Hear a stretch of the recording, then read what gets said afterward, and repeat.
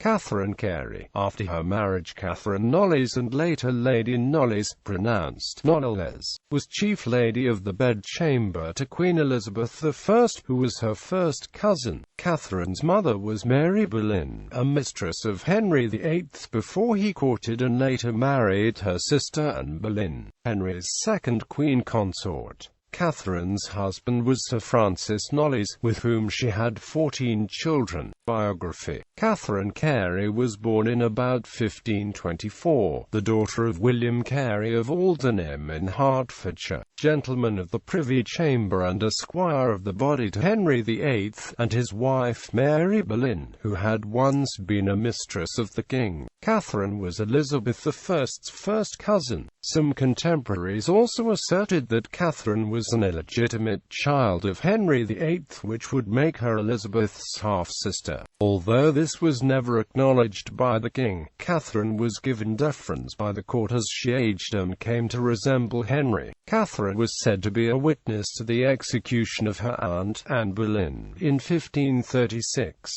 But according to a biographer of Mary Boleyn, Alison Weir, claims that a young Catherine stayed overnight to entertain and distract her Aunt Anne in the Tower the morning before the execution are not correct. Catherine went on to become maid of honour to both Anne of Cleves and Catherine Howard, the fourth and fifth wives of Henry VIII. On the 26th of April 1540 she married Sir Francis Knollys. Her husband was named a Knight of the Garter in 1593, although he had already been knighted in 1547.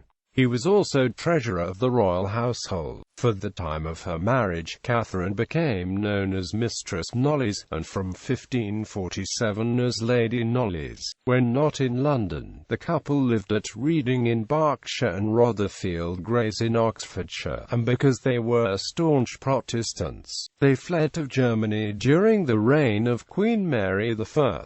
Princess Elizabeth wrote to her cousin there, and Catherine was appointed Chief Lady of the Bedchamber after she became Queen Elizabeth I.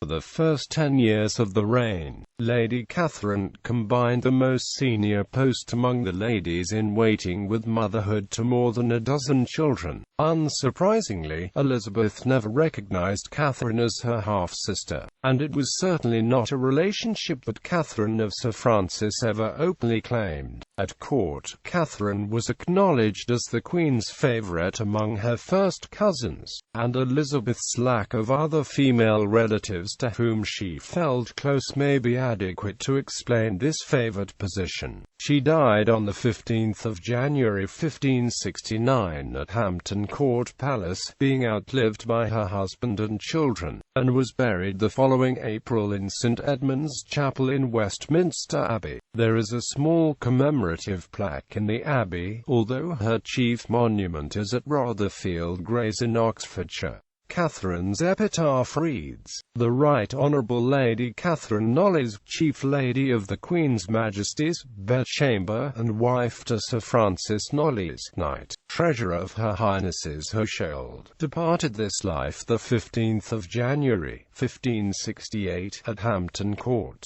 and was honourably buried in the floor of this chapel. This Lady Knollys, and the Lord Hunsdon her brother, were the children of William Carey, Esq., and of the Lady Mary his wife, one of the daughters and heirs to Thomas Boleyn, Earl of Wiltshire and Ormond, which Lady Mary was sister to Anne Queen of England, wife to Carey, Henry VIII, father and mother to Elizabeth Queen of England. Issue. Sir Francis and Lady Knollys produced a number of offspring who survived to maturity. Of the children listed, only the last, Dudley, is known to have died in infancy. Mary Knollys. She married Edward Stalker, Sir Henry Knollys. He was a Member of Parliament representing first Shoreham, Kent and then Oxfordshire. A squire of the body to Elizabeth I.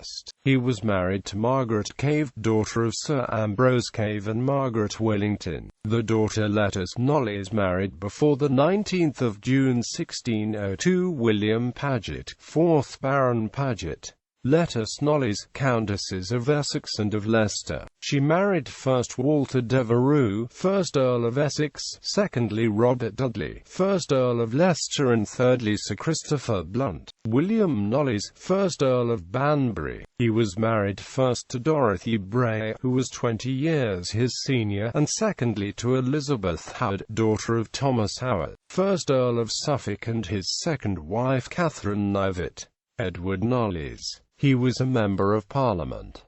Sir Robert Knollys, Member of Parliament representing Reading, Berkshire, Brecknockshire, Abingdon, Oxfordshire, and finally Berkshire. He married Catherine Vaughan, daughter of Sir Rowland Vaughan, of Porthmeal. Richard Knollys, Member of Parliament representing first Wallingford and then Northampton, married Joan Hayham, daughter of John Hayham, of Gifford's Hall, Wickhambrick, Suffolk. Elizabeth Knollys. She married Sir Thomas Leighton of Feckenham, Worcester, son of John Leighton of Wattlesburg and Joyce Sutton. In 1578, her husband served as Governor of Jersey and Guernsey. Sir Thomas Knollys, better known for service in the 80 Years' War, Governor of Ostend in 1586.